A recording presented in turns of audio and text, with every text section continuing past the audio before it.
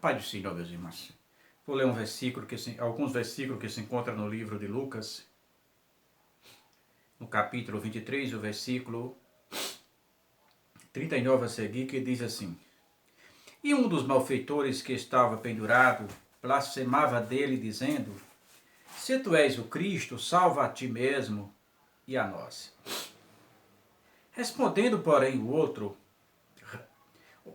repreendia, dizendo: Tu nem ainda temes a Deus, estando na mesma condição? Nós, na verdade, com justiça, porque recebemos que os nossos feitos mereciam, mas este nenhum mal fez. Nenhum mal fez. E disse a Jesus: Senhor, lembra-te de mim quando entrares no teu reino. E Jesus lhe disse: Em verdade te digo que hoje estarás comigo no paraíso. Para a surpresa de muita gente que ali estava, Jesus não interrogou a condenação, não questionou a condenação, porque o próprio Jesus sabia que era merecida perante as leis do seu país. Jesus não perguntou nada sobre a vida daquele homem, porque Jesus já conhecia a vida dele. Jesus me conhece, Jesus te conhece. E se percebe que aquele homem realmente percebeu que ali estava diante dele a oportunidade única na sua vida. Estava morrendo, estava passando de um estado físico para um estado espiritual, mas ele cria numa vida após morte, e essa deve ser a nossa esperança. Então, quando o outro blasfemava: Se tu és o Filho de Deus, duvidando da divindade de Jesus, salva a ti mesmo e a nós. Ele o repreendia, dizendo: Tu, mesmo estando na mesma condição que ele, nós, na verdade, os nossos feitos merecem, mas esse justo nenhum mal fez. Ele disse: Senhor, lembra-te de mim quando entrar no teu reino.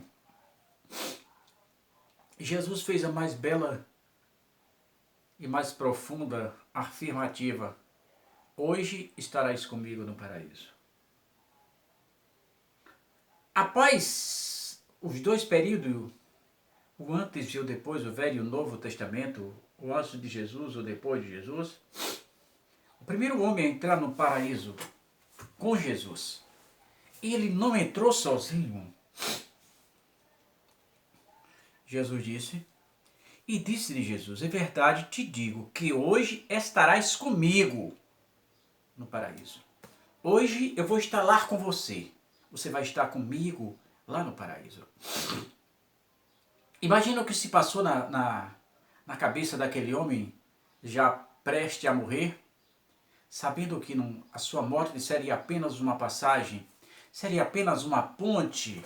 A morte para ele não era o fim, agora estava sendo uma ponte de uma vida mesquinha, medíocre, de uma vida pequena, miserável, de uma vida de exclusão da sociedade, de viver à margem da lei, para uma vida de viver ao lado do Senhor dos Senhores, o Deus dos céus e da terra. Então, irmão, para Jesus não existe tamanho de pecado. Nada é impossível diante de Deus. Aquele homem sabia dos seus feitos e Jesus o conhecia muito bem, porque Jesus era 100% homem e 100% Deus.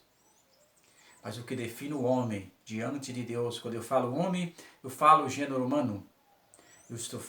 O que define é o arrependimento. Quando alguém se arrepende, quando alguém diz: Senhor, lembra-te de mim. Quando alguém diz assim: Senhor, pequei. Lembra de Davi? Quando Davi pecou por várias vezes. E uma delas foi quando Deus ordenara que não contasse o exército para não saber quantos soldados tinha, para não deixar a vaidade entrar no coração de Davi. Deus sabia que, como homem, Davi, sabendo que tinha um grande exército, e assim vai dizer. Deus o proibiu, mas mesmo assim Davi, mesmo sendo orientado por o general Joabe, Davi desobedece a Deus e conta ao povo. E aquela desobediência custou um preço de sangue muito alto. Deus matou 70 mil israelitas por causa da desobediência de Davi. Mas quando Davi percebeu a loucura que ele mesmo tinha feito, o que o anjo do Senhor estava fazendo, ainda estava em curso. A matança estava em curso, pois o anjo ia se dirigindo para a cidade.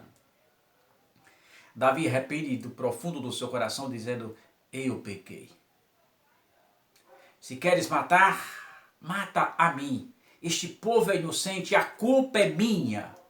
E Deus ouviu a sinceridade do coração de Davi, e o anjo parou e mandou que oferecesse o holocausto urgente, e Deus parou aquela matança. Então não existe, quando há arrependimento, o pecado ele é apagado automaticamente. Na mesma hora que há o arrependimento, o pecado é apagado diante de Deus. O que fica são os resquícios. Todo pecado traz consequência. Não que isso impede a salvação dele. Não, Deus o perdoou, mas traz consequência. Então as consequências dos atos que a pessoa praticou é outra coisa, é aqui na terra. Porque para a glória de Deus, para a glória de Deus, ele já foi perdoado. Terá consequência? Terá. Porque os nossos atos geram consequência, é uma reação natural da física que devemos passar. Mas diante de Deus, não. A salvação está garantida. Bom dia e uma boa tarde para todos.